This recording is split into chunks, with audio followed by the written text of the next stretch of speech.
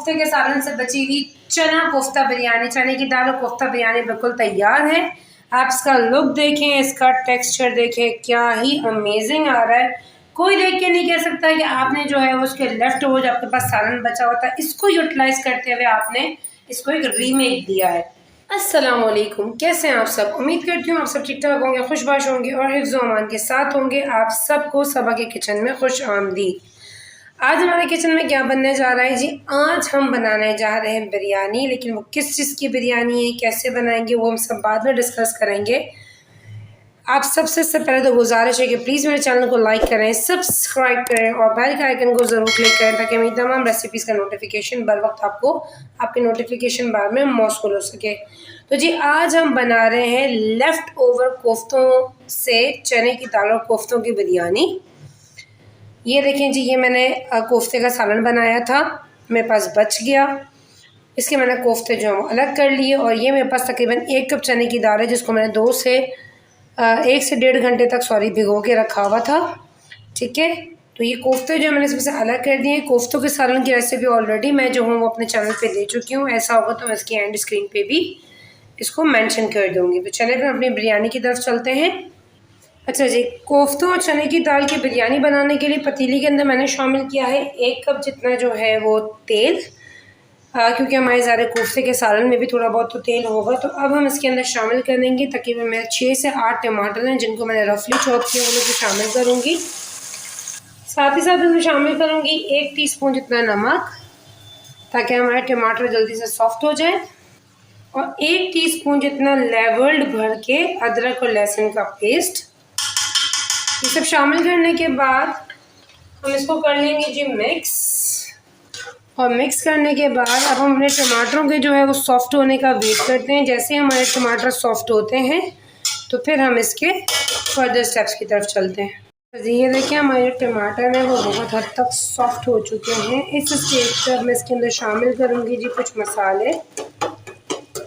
अभी इसमें टमाटर पूरे घुले नहीं हैं, लेकिन जो है वो मसाले शामिल करूँगी तो ये ऑटोमेटिकली मज़ीद अपना पानी जो है वो रिलीज़ करेंगे और इसमें पक जाएंगे, हमारे मसाले भी थोड़े इसमें बन जाएंगे। तो अब हम इसमें शामिल करेंगे 1 टीस्पून इसमें शामिल करूँगी जी हल्दी,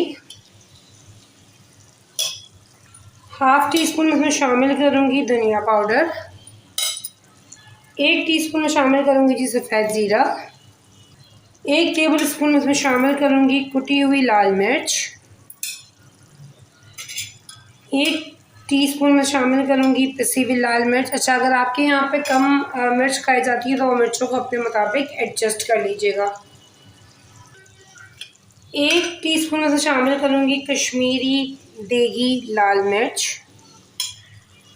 1 टेबल स्पून में इसके अंदर शामिल करूँगी जी बिरयानी मसाला। आप किसी भी ब्रांड का जो है वो बिरयानी मसाला यूज़ कर सकते हैं, और इसीलिए हमने इसके अंदर जो है वो साबित गरम मसाले शामिल नहीं, क्योंकि बिरयानी मसाले के अंदर ऑलरेडी साबित गरम मसाले शामिल होते हैं। तो 1 टेबल स्पून इसमें शामिल किया बिरयानी मसाला। थोड़ा सा मैं इसमें शामिल करूँगी जी जर्दे का रंग। इन तमाम मसालों को हम कर लेंगे जी मिक्स। ये देखें,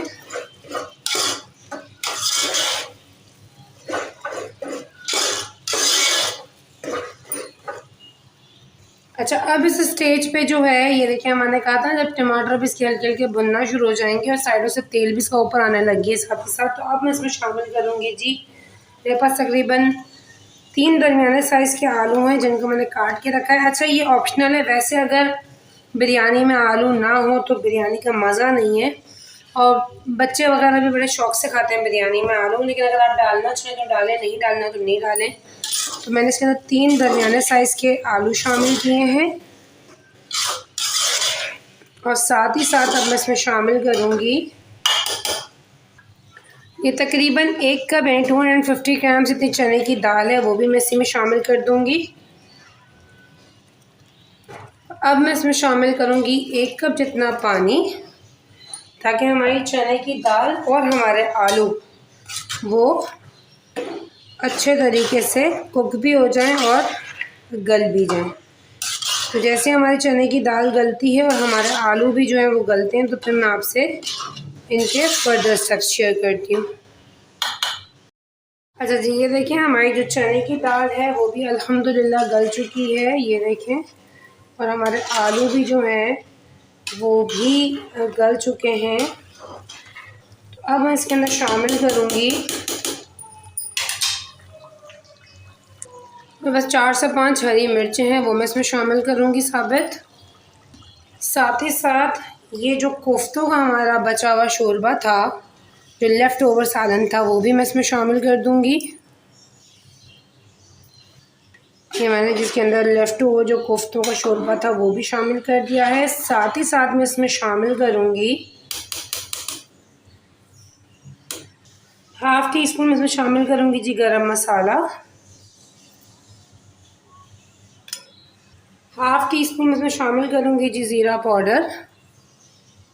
और मेरे पास हाफ़ प्याली जितनी दही है फटी हुई वो मैं इसके अंदर शामिल करूँगी। अच्छा, ये मेरे पास छोटे साइज़ के लेमन है तो मैं 3 अदद शामिल करूँगी। अगर आपके पास दरमियाने साइज़ का लेमन हो तो एक ही शामिल कीजिएगा। तो ये मैं इसके अंदर शामिल करूँगी लेमन। तो साथ ही साथ मैं इसके अंदर शामिल करूँगी तकरीबन 2 टेबल स्पून जितना धनिया।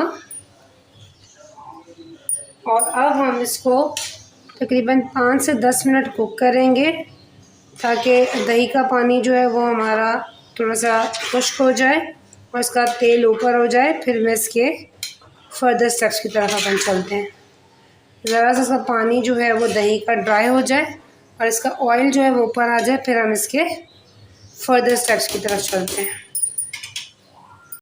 अच्छा जी, ये देखें, ये हमारा जो हमने कोफ्ते का रिमेनिंग सालन बचा था वो डाल के और चने की तरह आलू डाल के जो इसका बिरयानी का मिक्सचर बनाया था, ये देखें जी इसकी ग्रेवी बिल्कुल तैयार हो चुकी है। बिल्कुल तैयार है ग्रेवी। अच्छा, मैंने जो है उन ग्रेवी को थोड़ा सा दूर करते हैं।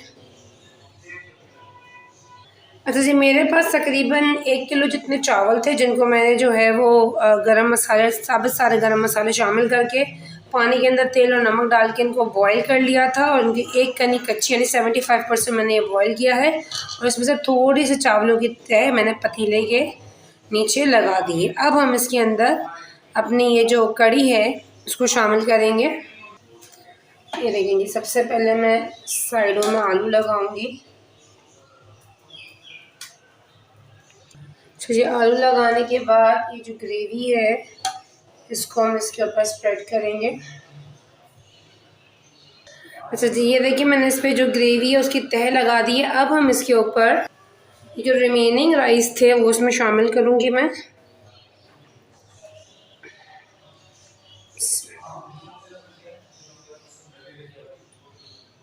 तो जी, ये देखिए मैंने चावल इसमें शामिल कर दिए हैं। अब ये मेरे पास जो है वो केवड़ा एसेंस और कलर मिक्स हुआ हुआ है, मैं इसको उसके ऊपर डालूँगी।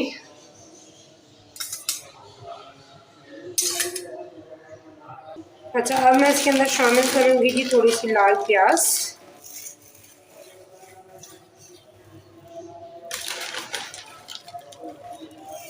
इस तरीके से। अच्छा, अब मैं इसके ऊपर रखूँगी ये जो कोफ्ते थे। ये वजह सिर्फ इतनी सी है क्योंकि ये हमारे रिमेनिंग सालन था तो ज़्यादा 1-2 बार गर्म हुआ होता है। अब अंदर डालते हैं अगर इन कोफ्तों को तो ये निकालते वक्त टूट फूट का शिकार होते। तो मैं इनको ऊपर रखूँगी ताकि जब हमें इनको सर्व करना हो तो हम इजीली इनको निकाल के सर्व कर सकें। ये देखेंगे, ये देखें जिस तरह से हमने इसके ऊपर कोफ्ते रख दिए। अब मैं इसमें तकरीबन 4 टेबल स्पून जितना घी शामिल करूँगी ऊपर से।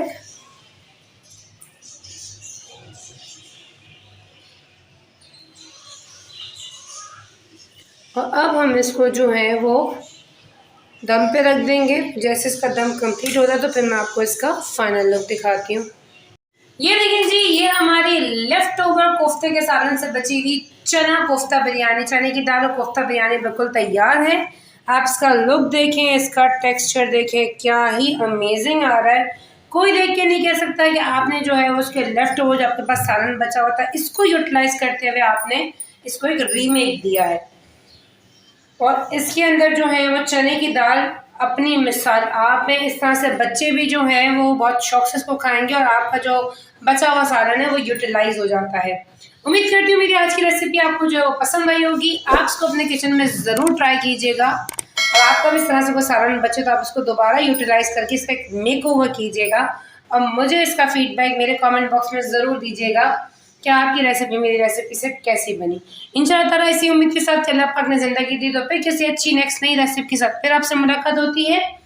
तब तक अपना बहुत सारा ख्याल रखिएगा, मुझे अपनी दुआओं प्यार में शामिल रखिएगा। टेक केयर, फी अमान अल्लाह।